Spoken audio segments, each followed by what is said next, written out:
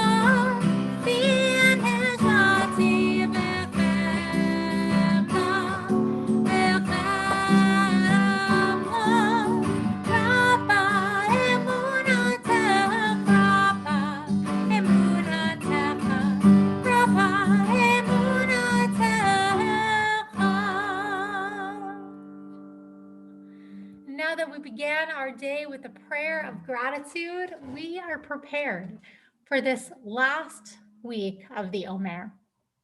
Today, after going through this entire journey for the past 6 weeks, from waking up to awareness of the world, to setting out on a journey, to entering the wilderness, being on the unknown, and trying to figure out our way, to visioning the future, we now come to a week that is called Arriving. And there's going to be a bunch of different texts and poems and different reflections this week, helping us think through not only these 7 weeks of the Omer, not only this journey from bondage to one of expanse, but also of our journey through the pandemic over the past many months. So I hope that this week is one of reflection. I will include some information, some teachings on what it might have been like to arrive in the promised land. But before we go into that, let's go to our blessing for counting the Omer today. Baruch atah Adonai Eloheinu melech olam, asher kedeshanu b'mitzvotav v'tzivanu al sefirata Omer. Blessed are you, Adonai, our God, ruler of the universe, who sanctifies us with mitzvot, commands us concerning the counting of the Omer. Hayom shlosha v'arva'im yom, shehem shisha shavuot, v'yom echad la'omer. Today is 43 days, which is 6 weeks and 1 day of the Omer. And I just want to thank you all for being here.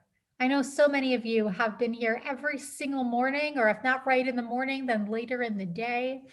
And there is this tradition of counting every single day and not missing a single one. There's a kind of discipline, a kind of communal connection, and a kind of spiritual just practice that I think can elevate us on this journey from Passover to Shavuot. So I want to just thank you all for being here. Sarah and Riva, Andrea and Jay, Tom and George, Don and Barbara, Diane and Michelle, Rabbi Catherine and Susan, Pam, Diane. Thank you all for being here, and everyone who I don't see, thank you for being here as well. Hi, Eve. Good to see you as well. Good morning, Boker Tov. This is only really meaningful because all of you are present and a part of this together. So today, as we begin the 7th week, there's a couple of poems that I decided to bring in. It's 2 different poems by the same writer, Alden Salavi, who's a friend and who is just a beautiful liturgist, writes beautiful liturgical poems that I've brought in many times.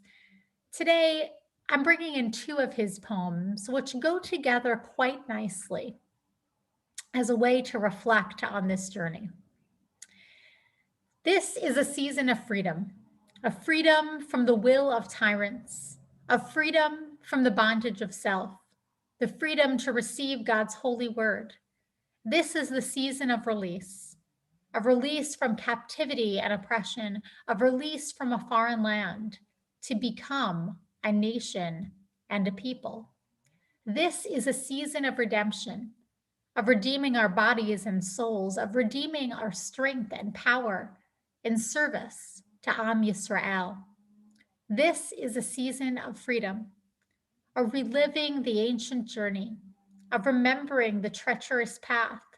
This is the season that calls us to stand together, the season that summons us to God's law, the season that leads us home.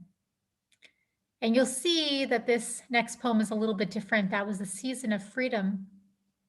But this next one is called the season of counting. This is the season of counting days and nights, of counting the space between slavery of the body and freedom of the soul.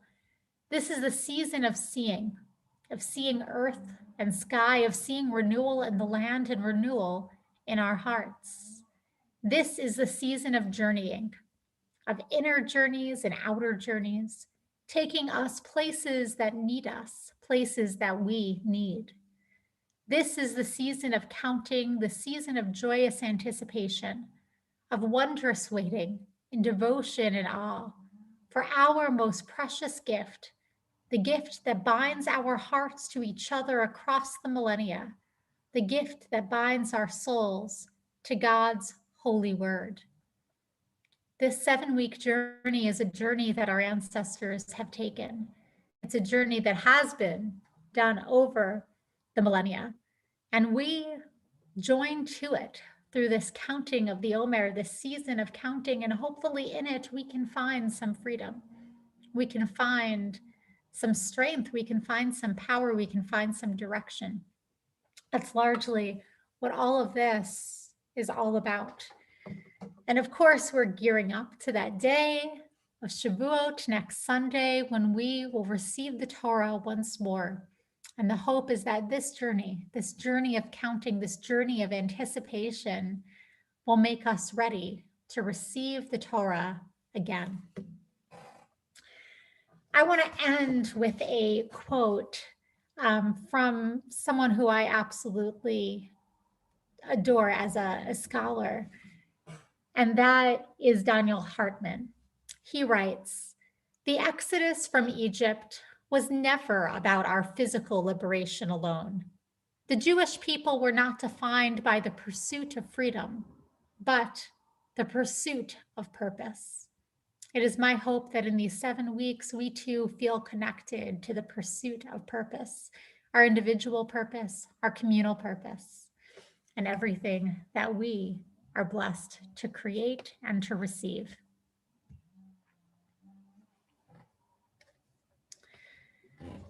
As we do each morning, let us take a moment to offer a Misha Berach prayer for anyone in our community or in our hearts, anyone in the world who is in need of any kind of healing at all.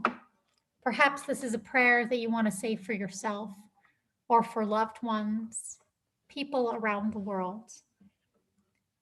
The most important thing is that we can come together, say it together, and that hopefully it will bring a bit of healing to the people who need it most.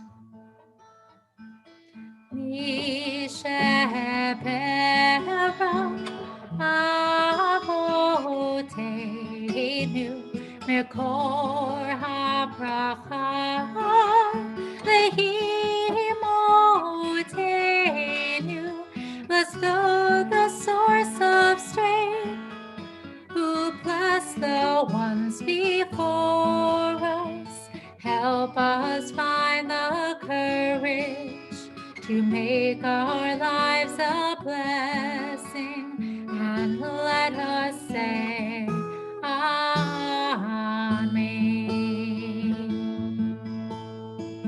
Mishabara imotenu mikor habracha lehavotenu. Let's those in need of healing with refuah shelema, the renewal of body, the renewal of spirit, and let us say Amen.